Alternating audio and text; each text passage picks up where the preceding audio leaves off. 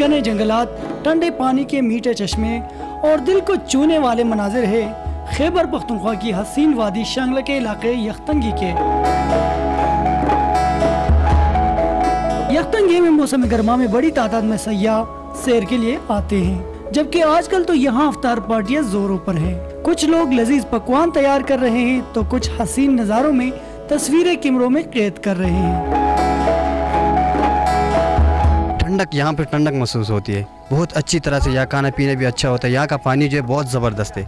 इस हसीन वादी के चश्मों का पानी इतना ठंडा है कि कुछ लम्हों के लिए इसमें हाथ रखना मुश्किल हो जाता है, जबकि इसमें मुकामी लोग कोल्ड ड्रिंक्स और फ्रूट भी ठंडा करते हैं।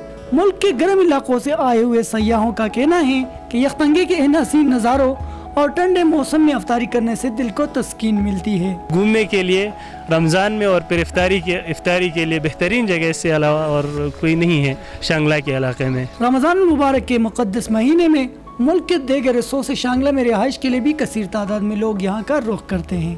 ठंडी टार हवाओं और दिलकश नज़ारों के संग अफ्तारी करने का क्या ही मज़ा है। यही वजह है कि बड़ी तादाद में सयाह अफ्तारी के लिए वादी यख्तंगी का रुख कर रहे हैं। कैमरामैन वक़ार अहमद के साथ उमर बाचा, द न्यूज़, यख्तंगे, शांगला।